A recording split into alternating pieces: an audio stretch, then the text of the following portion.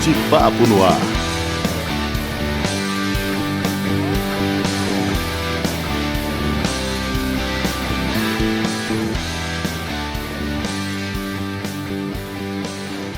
Olá, muita alegria em estar mais uma semana conversando e discutindo com pessoas interessantes sobre os assuntos importantes. Esse é o episódio 5 do De Papo no Ar, que está disponível em diversos agregadores, além do nosso canal no YouTube, onde você encontra o link direto para a sua plataforma de podcasts preferida.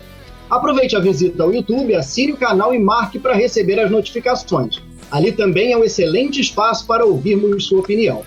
Deixe mensagem ou mande um e-mail direto para podcastdepaponoar@gmail.com. Eu sou Pablo Roskin e comigo a psicóloga e psicanalista Simone Aziz. Simone, hoje com quem conversaremos? Olá a todos e todas. Hoje, no dia que nós estamos gravando esse podcast, é dia do pedagogo. E coincidência ou não, como quiserem explicar, o nosso convidado, além de outras formações, é pedagogo. Então, estamos aqui com Marcelo Morcarzel, né? Então, queremos, Marcelo, te agradecer muito pela presença, te dizer da nossa alegria e nosso entusiasmo para esse papo e te dar os parabéns pelo dia de hoje. Então, muito obrigado. Então, olha, o Marcelo Morcarzel é graduado em Pedagogia e em Comunicação Social na área de Publicidade, com mestrado em Educação, doutorado em Comunicação e pós-doutorado em Educação. Tem experiência como gestor escolar, professor na educação básica, na graduação e na pós-graduação. É pesquisador do NUGEP, ligado à UF, Núcleo de Estudos e Pesquisas em Gestão e Políticas Públicas em Educação e conselheiro do Conselho Estadual de Educação do Rio de Janeiro, além de editor de revistas ligadas à educação. Então, para começar aqui o nosso papo, Marcelo, assim, eu trouxe duas frases que uma já deve ser conhecida sua, muito famosa, do Nelson Mandela, e a outra de Freud, para a gente abrir esse nosso papo, né? A de Freud fala assim: uma escola deve conseguir mais do que não impelir seus alunos ao suicídio. Ela deve lhes dar o desejo de viver. E o Nelson Mandela: a educação é a arma mais poderosa que você pode usar para mudar o mundo. Então, numa fala, né, a gente tem uma abrangência do poder da educação no mundo, né? E na outra, do Freud, a gente fala nesse poder na vida dos sujeitos. Então, eu gostaria que a gente começasse por aí, assim, qual o papel e o lugar da educação no mundo, no nosso país, assim, na sua visão? Pouca coisa, né? Começamos bem. Bom, Simone, primeiro obrigado, Pablo, Simone, por esse convite. É muito bom estar aqui com vocês e muito especial mesmo estar nesse dia, no Dia do Pedagogo, né? Pensando em educação, pensando, né, os tempos que a gente vive, pensando as respostas que a educação pode dar para a sociedade, principalmente em momentos de crise. Essas frases, de fato, elas mexem com a gente porque existe um certo entendimento messiânico, redentor da educação, né, que é importante, mas pode ser também algo complicado, algo perigoso. Né? Na medida em que, se a gente deposita, né, na escola, nos educadores e na educação todas as respostas, né, a gente cria uma responsabilidade que pode até deixar as pessoas, de certa forma, adoecidas, né? Se sentindo hiperresponsabilizadas. Então, eu sempre busco mediar essa responsabilidade, né? Pensar que, de fato, a educação é um grande motor de mudança, sim, né? Mas a escola nada mais é do que a sociedade. A escola é um pedaço da sociedade. E tudo que a gente vê na escola, a gente vê na sociedade. O que acontece dentro da escola, acontece fora da escola. E a gente tem na escola um lugar ímpar, né, uma possibilidade de modificar algumas coisas, né, de não reproduzir determinadas coisas que a gente vê lá fora. Então, acredito no que Mandela diz, né, a educação é a arma mais poderosa para a gente mudar, mas entendendo que a educação sozinha não vai fazer isso. Né? É preciso que a educação esteja articulada aos demais setores. Hoje mesmo a gente vê a importância, por exemplo, do setor de saúde, né? Sem ele, nenhum outro setor funciona. Então, a educação precisa estar de braços dados com diversos outros setores, diversos outros contextos, e a escola precisa ser, sim, um espaço de vida, né? Um lugar de pulsão de vida, né? Um lugar de descobrimento, um lugar heurístico, um lugar de apaixonamento, como diria Paulo Freire, né? A gente precisa se apaixonar pela escola em que a gente está, a gente precisa vivenciar essa educação de uma forma significativa, tanto educadores como os alunos, como a comunidade escolar como um todo. Marcelo, em primeiro lugar, parabéns pelo Dia do Pedagogo. E falando na escola, né, nesse período que a gente está vivendo de confinamento, desde a escola dos meus avós até hoje, na dos meus filhos, passando pela sua e pela minha, muito pouca coisa no modelo escolar mudou. Não estou nem falando com relação à educação em si. Hoje a gente está obrigado a usar o ambiente virtual, inclusive para dar aulas, né? A gente aqui agora está no ambiente virtual e nas aulas na escola também. Essa conexão entre escola e internet, ela veio para ficar? Sem dúvida. Eu acho que a crise potencializa, né, os nossos problemas, ela mostra os nossos problemas, mas ela também mostra determinados caminhos irreversíveis.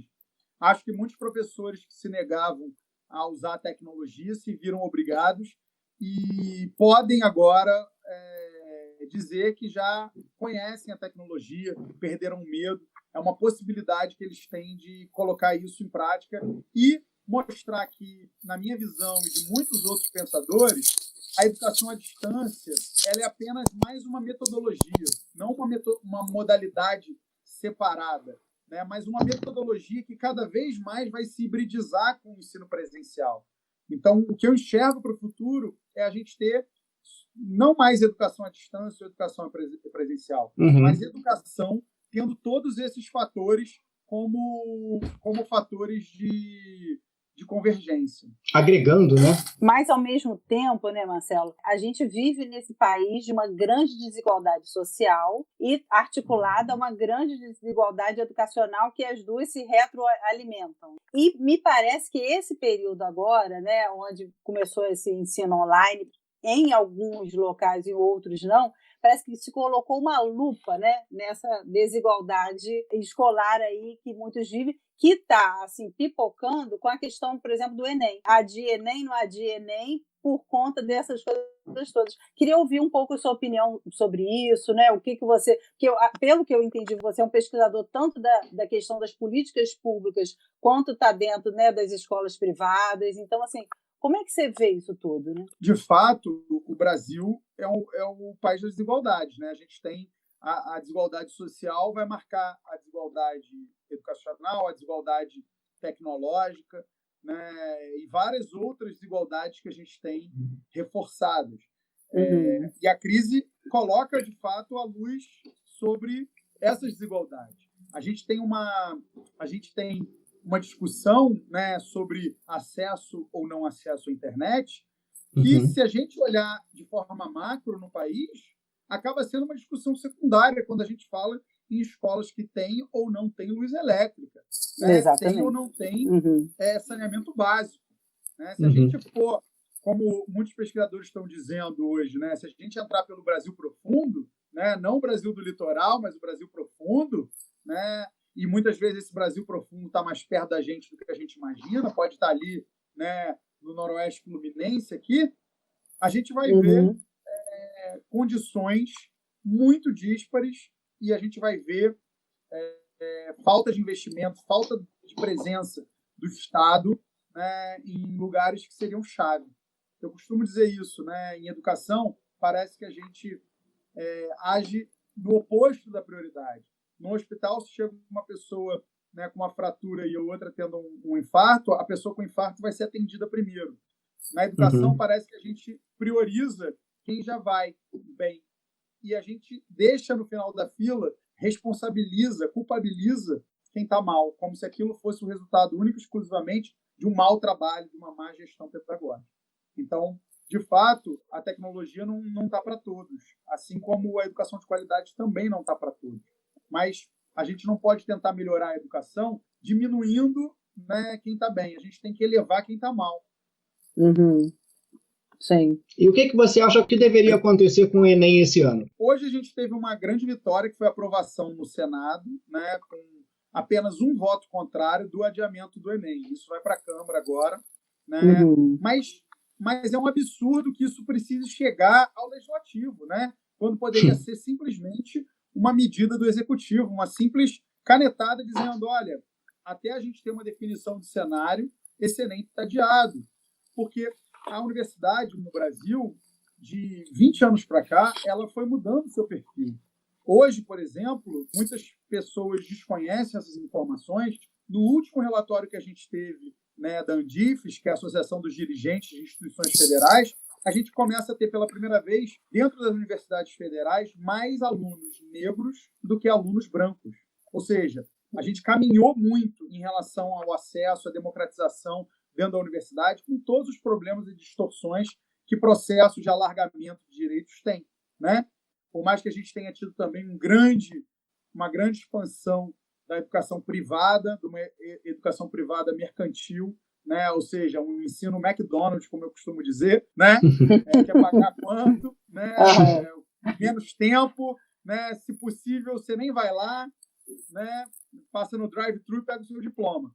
Mas a gente teve uma mudança de perfil no Brasil. E essas pessoas que estão fazendo faculdade hoje, que seus pais talvez não concluíram a educação básica, não concluíram o ensino fundamental, por pior que seja o curso superior que elas estejam fazendo, mesmo nesses cursos de baixo prestígio, em instituições de baixo prestígio, o que elas vão querer para os filhos delas? Elas vão querer, no mínimo, ensino superior. Então, a gente faz com que toda uma geração que os pais não tiveram essa oportunidade, que agora estão tendo, passem isso adiante. Então, a gente tem uma grande massa geracional ascendendo ao ensino superior e fazendo com que isso seja o mínimo aceitável para as gerações seguintes. É um trabalho de um longuíssimo prazo, mas é um trabalho que se faz assim, né? A gente foi subindo os degraus da escolarização no Brasil. Isso não vai escolher do dia para a noite. A escola, para ela melhorar, ela precisa piorar, no sentido dela aceitar todo mundo com todas as diferenças. É muito fácil fazer uma escola boa, uma escola com tudo funcionando, para poucos, com uma catraca na porta. O difícil é a gente fazer uma escola boa, com tudo funcionando, em que qualquer um pode entrar. O filho do pobre, o negro, o aluno com necessidade especial, o aluno com dificuldades, que mora longe, que mora numa ilha, que mora numa área rural. Essa é a escola difícil da gente fazer. Uma escola de qualidade para todos. Porque uma escola de qualidade para poucos a gente já sabe fazer. Uma coisa que eu lembro que quando eu entrei na universidade, eu fiz UF, e me chamou muita atenção, porque eu vim do interior do estado e estudei o tempo todo em escola pública. Então, eu achava que na UF eu ia encontrar estudantes de escolas públicas. E eu acho que de uma turma de, sei lá, de 50, não era 50 não, mas assim, juntando os 2 semestres, talvez fosse 50, eu acho que eu e mais 2, talvez, fôssemos de escola pública, o resto tudo de escola privada. Então, isso que me chama muita atenção, que o ensino básico foi cada vez mais se deteriorando na rede pública e que o ensino superior continua todo mundo buscando nas universidades públicas, né? E fico pensando o que acontece, se você tem alguma visão sobre isso, o que acontece nesse intervalo, né, entre o ensino básico público, que foi cada vez se deteriorando mais, e apesar de todas as dificuldades, a universidade pública ainda é tida como as melhores, né? São tidas, né? Nós temos vários fatores e um só isoladamente não explicaria, mas existe sim isso que alguns pesquisadores falam como o X da educação brasileira, né? Ou seja, que você tem um cruzamento. O aluno da educação básica privada vai para a instituição superior pública e o aluno da instituição pública vai para a superior privada. Por quê? Porque as instituições superior privadas estão focando nisso. Cursos baratos, rápidos, de baixo prestígio social, que é repleto. Eu dou aula em instituições privadas de qualidade, mas quando você entra num curso de pedagogia, o que você vai ver são egressos de alunos de escola pública, né? Ou seja, que conseguem lá pagar R$200, R$300 num curso de pedagogia ou num curso de história. Mas existem algumas outras coisas que a gente pode problematizar, né?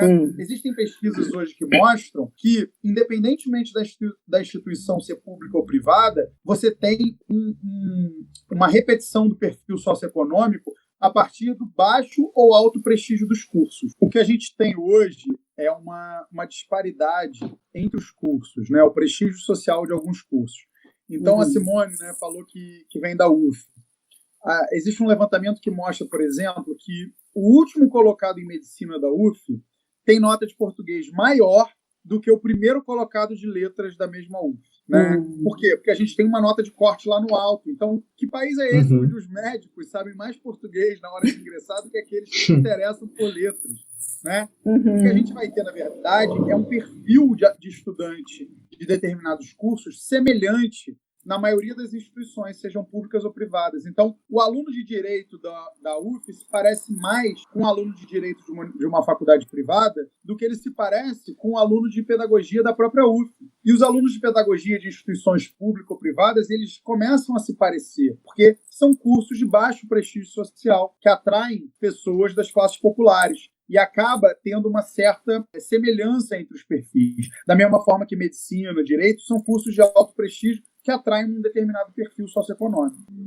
E aí você trazendo para a educação fundamental, para a educação básica, eu cobro dos meus filhos, eu sento junto, eu ensino junto, e esses pais que vêm da educação pública, que não conseguem estar junto com os filhos porque muitas das vezes não têm conhecimento para isso. A gente vai ter uma defasagem, mas assim, uma defasagem tanto em escolas públicas como privadas, mas uma defasagem em relação ao investimento que determinadas famílias fazem na educação. Investimento não é só dinheiro, né? Investimento é tempo, é cuidado, é acompanhamento, é participar da reunião das escolas. Então, a gente vai ter uma disparidade. Existem vários estudos que mostram como o investimento das famílias, independentemente de estar no público ou no privado, como esse investimento vai fazer diferença, né? Essa parentalidade acompanhando o estudante. Então, na educação fundamental, principalmente com os menores, isso é essencial, né? Você ter o acompanhamento familiar,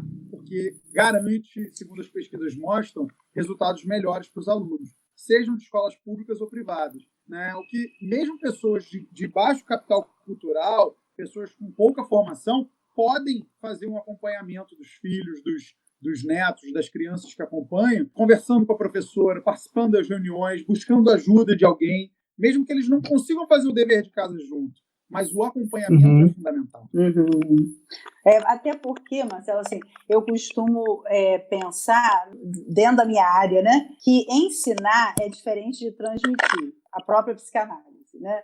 E eu não sei se vocês, dentro da educação, também pensam por aí, porque assim, é como se, enquanto se ensina, o que se transmite, né, dentro desse ensino. E aí, pensando a educação, não só no âmbito escolar, que a educação é um conceito muito mais amplo, né, educação na família, no grupo de amigos, né, nos ambientes sociais onde se circula, assim, o que eu fico pensando que muito do que se transmite é esse entusiasmo que o assunto causa, né? Então, por exemplo, eu já atendi, né, professores titulares de universidades públicas que os pais não tinham o ensino superior, mas que transmitiram esse desejo de saber, esse amor pelo conhecimento, essa curiosidade pelas coisas. Eu acho que isso também é difícil, eu acho que pensar dentro do nosso país, isso na educação, um país que foca no resultado, né, principalmente lá longe,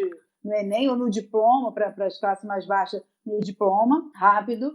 Né? Mas, assim, o que né, você, pensando a educação como um todo, pensa disso, assim, como conciliar isso, né?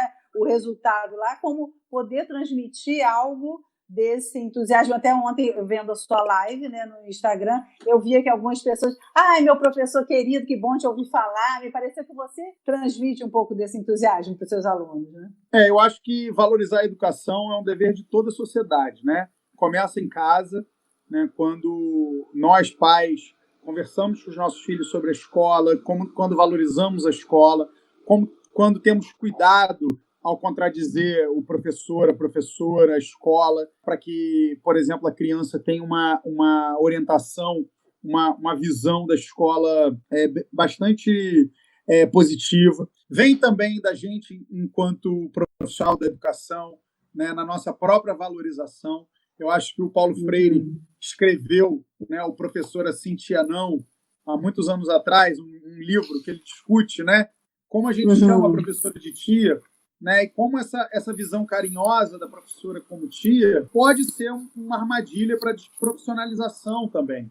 Né? Ou seja, a tia é aquela que aguenta qualquer coisa, né? A tia ela tá ali porque ela tem que estar, né? Ela é da família. Né? Diferente de um profissional. Essa ideia da vocação, do sacerdócio, precisa ser combatida.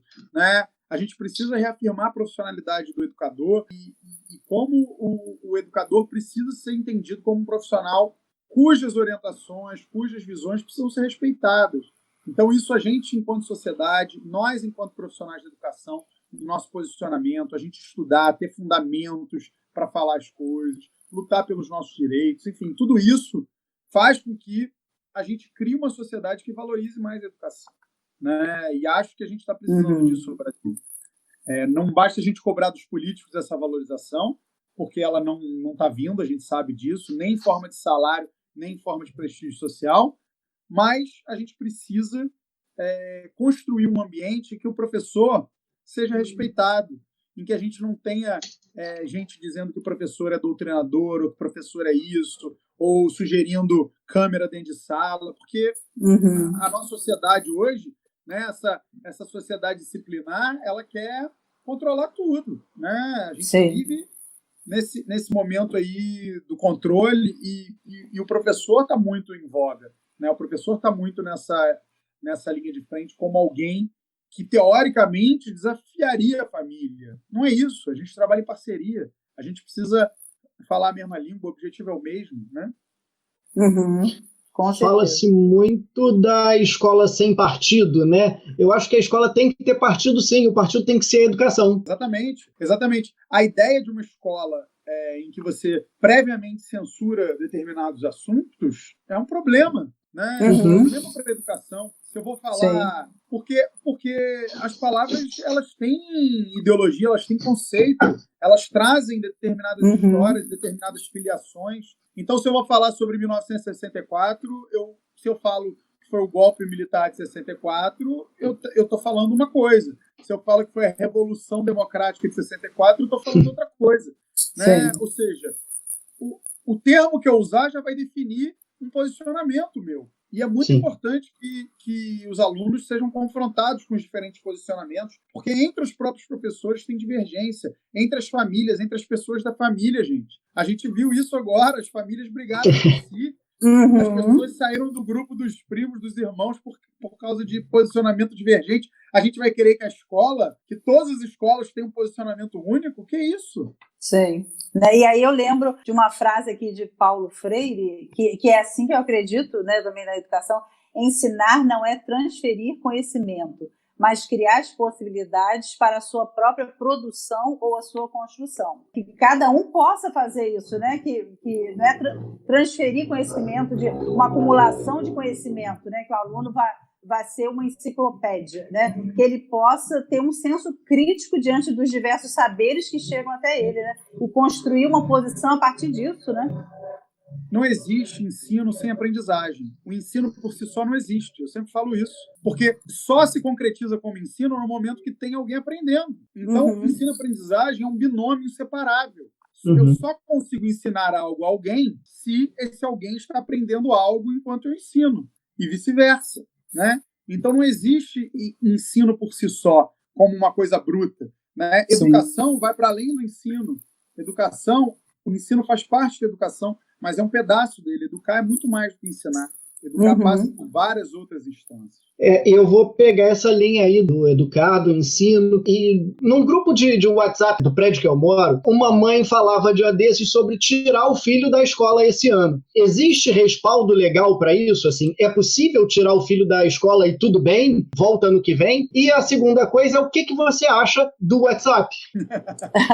Bom, a partir de 2009, a gente teve uma emenda constitucional que fez com que o Brasil se tornasse um dos países com maior escolarização obrigatória do mundo. Uma coisa para a gente se orgulhar. Nós temos a escolarização obrigatória dos 4 aos 17 anos no Brasil.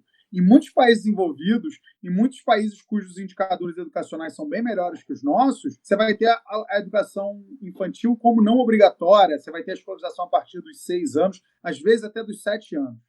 E no Brasil a gente conseguiu garantir a pré-escola, que é a idade de 4 e 5 anos, né, na educação infantil, como escolarização obrigatória e de frequência obrigatória. No momento a gente não está podendo frequentar, mas o vínculo à escola, estar matriculado em uma escola, não foi suspenso de forma nenhuma pela legislação.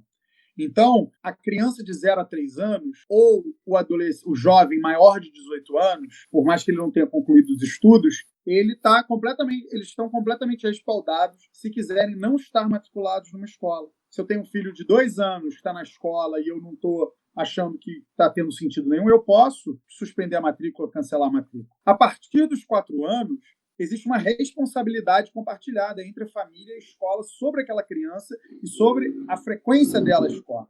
No momento não está havendo frequência, ok, principalmente para alunos de 4, 5 anos que talvez não estejam tendo nenhum suporte tecnológico em alguns casos, né? Mesmo porque você não vai ter aula, né, reposta na educação infantil nesse sentido. Mas o que eu tenho orientado das famílias que me procuraram, foram poucas, mas algumas me procuraram, é que a gente precisa realizar uma transferência, né? Esse aluno precisa sair da sua escola e ir para uma outra escola. Ele pode ir para uma escola pública, mas essa transferência precisa ser regular, porque senão esse aluno, para os dados educacionais, ele é um aluno evadido. Ele está privado do direito dele de frequentar a escola. Quem regulamenta a frequência à escola não é nem a Constituição, nem a LDB, é o ECA, o Estatuto da Criança e do Adolescente, que diz lá, né, ele deve frequentar a rede regular de ensino, né, a frequência. Por isso que a gente não tem a possibilidade de homeschooling hoje no Brasil, né, ou seja, de ensino domiciliar, né, por mais que agora a coisa tenha mudado, mas, enfim, o homeschooling como as pessoas desejam, que a criança e o adolescente sigam a trajetória em casa, porque existe uma lei que garante a frequência escolar. E como é que fica essa... O WhatsApp, Pablo, eu estou pesquisando. O WhatsApp é um assunto polêmico na escola, demanda tempo, vem coisa, mas assim, acho que é uma ferramenta que pode ajudar muito. Acho que a escola, quanto menos brigar e mais abraçar a causa, mais ela vai conseguir ter comunicação, porque a gente tem o telefone das pessoas que a gente convive. Eu acho assim, a escola tem que olhar o que acontece na sociedade. Eu tenho o telefone da minha mãe, eu posso ligar para minha mãe e eu escolho mandar para ela um áudio ou mandar um WhatsApp, ou seja, significa que essa forma é uma forma de comunicação que me conforta e que me agrada. Né? Isso é uma coisa generalizada praticamente. Né? Hoje as pessoas preferem mandar 50 áudios de 10 minutos do que fazer uma ligação, que é até engraçado, mas por quê? Porque, de alguma forma, você está dando a liberdade para o outro ouvir no seu próprio tempo. Né? Existe um outro lado também. Eu não estou impondo que ele me escute naquele momento. Eu dou a liberdade ao outro dele escutar quando ele puder, quando ele quiser. Eu, às vezes, olho lá um áudio e falo, não vou escutar isso agora, vou escutar depois. Né? E as pessoas entendem isso. Então, a escola precisa abraçar essa causa. Nas escolas, né, que eu dirijo, a gente já está caminhando para isso. A gente vai abrir. A gente já ia antes da pandemia, né? Já tinha mandado circular, abriu o WhatsApp comercial para a gente atender as famílias. Porque, às vezes, a mãe... Eu, por exemplo, tenho uma mãe que ela é dentista no presídio. Então, quando ela entra no presídio, ela tem que deixar o celular dela no escaninho. E aí ela tem que sair correndo lá na hora do intervalo, 15 minutos que ela tem, e ver se aconteceu alguma coisa com o filho, não sei o quê, dar uma checada no celular. É uma família que eu tenho que me comunicar pelo WhatsApp, porque não tem como eu ligar para ela. Então, a gente começa a tentar entender as diferentes configurações familiares, as diferentes problemáticas, e a escola precisa abraçar, trazer o WhatsApp como um aliado. Não deixar que seja grupo de fofoca e grupo de boato. A escola pode assumir a rédea disso e evitar muita coisa, né? Ser muito mais preventiva. Sim. O seu WhatsApp tem uma coisa interessantíssima. Vejo e respondo às tantas horas e tantas horas. Achei sensacional, achei muito bom. Assim, vou adaptar para mim também. Agora, quando você trabalha em 5 lugares diferentes, né? Com 5 equipes e tal, ou você determina os horários, ou então você fica escravo. Realmente é mais uma necessidade do que uma vontade. Por mais que eu não respeite tanto, mas várias pessoas que entram em contato falam, eu vi lá que você só responde às 21 horas, então eu estou aguardando a sua resposta. Você falou agora há pouco sobre a questão da frequência. Já há alguma determinação? Como é que fica essa questão? Essas aulas online, elas estão valendo? Elas não estão valendo? Elas vão ser contabilizadas? Não vão? O que está acontecendo na questão da legislação? Aqui no Rio de Janeiro, né, como eu sou do Conselho Estadual, a gente tem uma regulamentação, mas praticamente todos os estados caminharam da mesma forma e agora está saindo o parecer do Conselho Nacional de Educação. As aulas online para o ensino fundamental e médio estão valendo, né, como dias letivos, né, no somatório geral das horas. E na educação infantil a discussão é grande, né? No nosso caso aqui, não estão sendo contabilizadas. Então, as escolas na educação infantil vão precisar, de alguma forma, criar mecanismos de adaptação e de reposição. No ensino fundamental e médio, né, basicamente, a gente está tendo aulas remotas que estão sendo contabilizadas. Então, pelo menos as escolas que fizeram isso, elas têm algum respaldo legal já para poderem seguir o calendário de uma forma mais tranquila. Nas escolas que eu trabalho, o que acontece é que a gente teria a pausa em julho, essa pausa foi antecipada para o início da quarentena, e agora a gente vai seguir o ano letivo até o final, independentemente de quando a gente voltar. Marcelo, o Freud, não sei se você já teve acesso a esse artigo dele, que ele fala assim, de 3 profissões impossíveis: governar, educar e psicanalizar. E aí, assim, muito resumidamente, o que ele fala é que, assim, nessas 3 profissões não tem como prever os resultados. Nós lidamos com sujeitos, isso implica que tem os efeitos do inconsciente, então a gente não tem como prever nesse sentido do impossível, né? Eu fico pensando, né, pensando na educação especificamente, né, que o professor ele lida, né, com o caráter do impossível no dia a dia. E hoje em dia, então, né, com a pandemia, o isolamento social, ele talvez se deparou num primeiro momento com isso, com essa impossibilidade. Havia uma impossibilidade de estar os alunos na escola e talvez isso tenha gerado uma sensação de impotência que eu acho que muitos professores também muitas vezes se deparam, né, ao não reconhecer esse caráter de impossível, não incluí-lo no seu dia a dia, o que vem é uma sensação de impotência, né? Queria te ouvir um pouco assim sobre isso. Eu acho, como já falei, né, a gente na crise potencializa problemas que já existiam, né? Eu brinco, saudade dos nossos velhos problemas, né? Verdade. Ou seja, saudade, né, da mãe indo lá na minha sala reclamar disso. Uma semana antes da pandemia, eu fiz uma reunião duríssima com uma turma que as mães estavam dizendo que tinha muitos alunos na sala, que a sala estava cheia, que a professora não daria conta. Quem imaginou que isso seria o menor dos problemas, né? Você não tem mais aluno na sala, esse problema simplesmente se dissipou, ele não existe mais. E assim, e aquilo desgastante, né, complicado, as famílias exigindo determinada postura, né, determinada solução. Então, acho que a gente, com a educação, lida com o intangível todos os dias, né? Lida com uma coisa muito abstrata, que é o conhecimento, que é a formação, que é o saber. Existem poucas formas da gente entregar alguma coisa materialmente concreta para quem a gente está ofertando. Acho que por isso que a alfabetização tem essa mística, né? Porque existe uma concretude de você não saber ler e escrever e no final de um ano você saber ler e escrever. Mas e aí aquilo ali é fácil de você identificar se efetivamente rolou alguma coisa. Agora, o coitado do ensino fundamental fica ali no limbo porque as pessoas não veem, né? Falam, tô achando que meu filho não está aprendendo. E aí depois você tem lá no ensino médio o vestibular, o Enem, seja lá o que for, como também outra coisa que materializa isso, né? Mas a gente esquece de todo esse percurso, de todo esse caminho que a gente só consegue fazendo tijolinho após tijolinho. Eu vejo que muitos professores, às vezes, têm situações de extrema angústia, de uma cobrança exacerbada, né? Problemas até de saúde ligados a esse excesso de cobrança, que muitas vezes é mais interno até do que externo, né? Muitas vezes as pessoas idealizam determinadas coisas e elas mesmas se frustram, né? Na medida de tentar agradar o outro, de tentar agradar o diretor, o coordenador, enfim. E agora essas coisas ficam mais expostas, né? Porque agora as famílias estão vendo a tua aula. Caramba! Agora eu estou na vitrine, eu estou ali.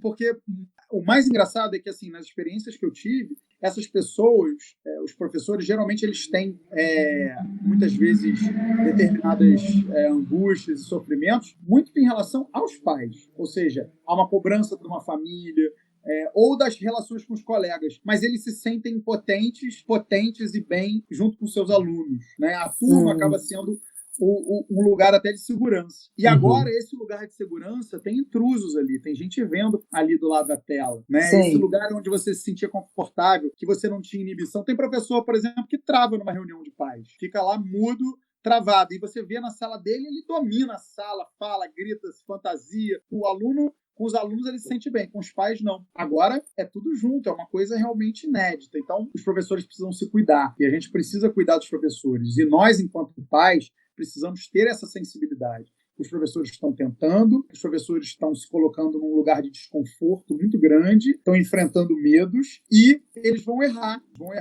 É um momento de aprendizagem, a gente está caminhando, construindo o caminho enquanto a gente caminha, e se não tivesse essa empatia, essa solidariedade, fica mais difícil para todo mundo. Viraram professores youtubers. Eu penso que não teve tempo para a escola se reinventar. Dentro das propostas que surgiram, o que você acha que foi o maior acerto das escolas que você dirige, e se já conseguiu identificar algum erro que possa ser dito de cara, assim, de pronto? Eu acho que o mais importante é a gente respeitar a individualidade, a autonomia do professor. Então, acho que um grande acerto é a gente saber que nem todas as aulas vão ser iguais e que nem todo mundo vai se sentir confortável dessa ou daquela forma. Não adianta a gente tentar criar um padrão para dizer que a escola está organizada, porque essa ideia de uniformização, de padronização, ela dá uma ideia de segurança, de organização para a gente, né? Mas muitas vezes isso é falso, né? É uma falsa ideia. Porque você vai ter um professor que vai se sentir mais confortável usando só a voz, narrando um PowerPoint que ele está apresentando. Enquanto você vai ter um professor que não vai ter problema nenhum em se fantasiar. E o outro que vai editar os seus próprios vídeos e fazer lá efeitos especiais do Spielberg. Tem de tudo. E você exigir um padrão igual para todo mundo, eu acho que é um grande erro, é um problema que talvez a gente tenha começado muito nesse sentido, querendo documentar e dizer que a escola seria assim, mas a gente precisa, assim como na escola presencial, a gente vê uma turma, outra turma e fala, essa turma é que eu tenho que ir mais devagar, essa turma é que eu tenho que retomar um conteúdo do ano passado que eu achei que está fraco, essa turma aqui eu vou levar 3 aulas para dar esse conteúdo e na do lado eu vou levar 1 aula para dar esse conteúdo. Numa distância é a mesma coisa também, a gente precisa ter a sensibilidade da singularidade de cada grupo, de cada pessoa, de cada profissional.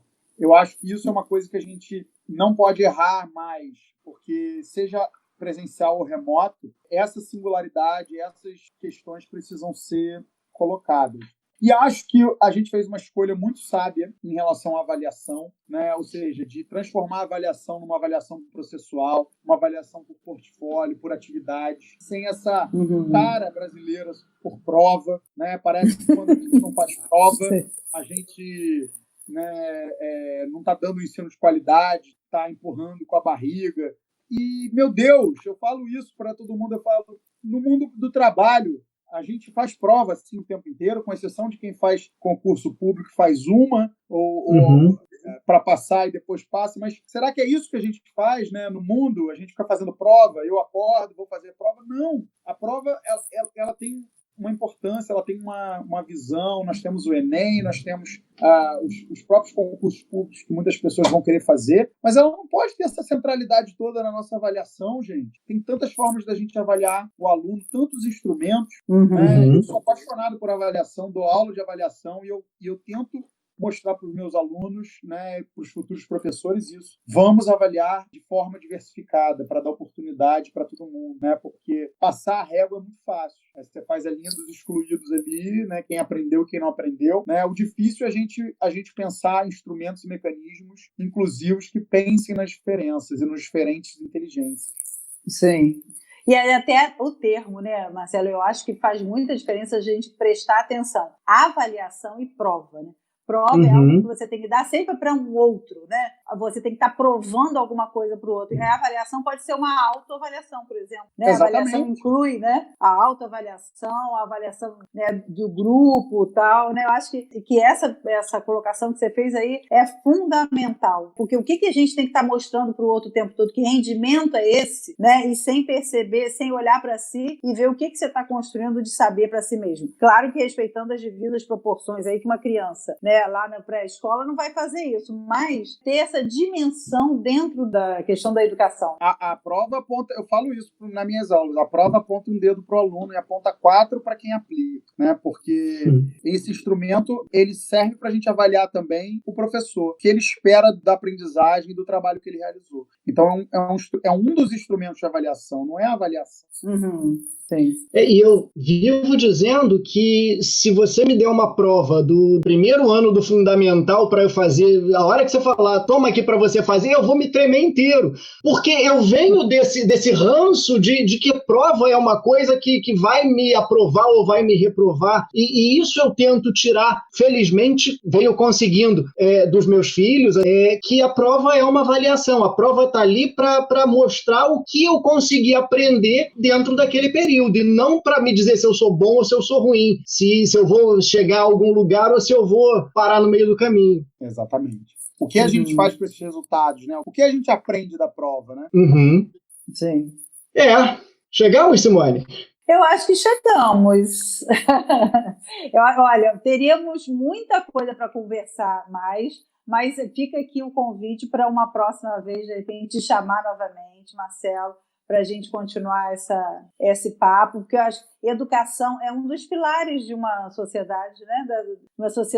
De uma civilização, né? Então teremos sempre o que falar sobre isso, e o que criar, o que inventar, o que produzir, né? Verdade. Eu agradeço vocês, Simone, Pablo, pelo papo maravilhoso, pela sua oportunidade nesse dia tão ímpar, né, de falar sobre educação, ainda mais em tempos tão difíceis e que a gente precisa, né, muito da educação. Então, esse pilar, realmente, como Simone falou, né, esse pilar da civilização precisa ser constantemente debatido para que ele possa ser aprimorado, porque a ideia de educação é justamente a ideia do inacabamento, né, a ideia de que a gente nunca está pronto e que a gente precisa aprender ao longo de toda a nossa vida, a gente precisa se educar ao longo de toda a nossa vida.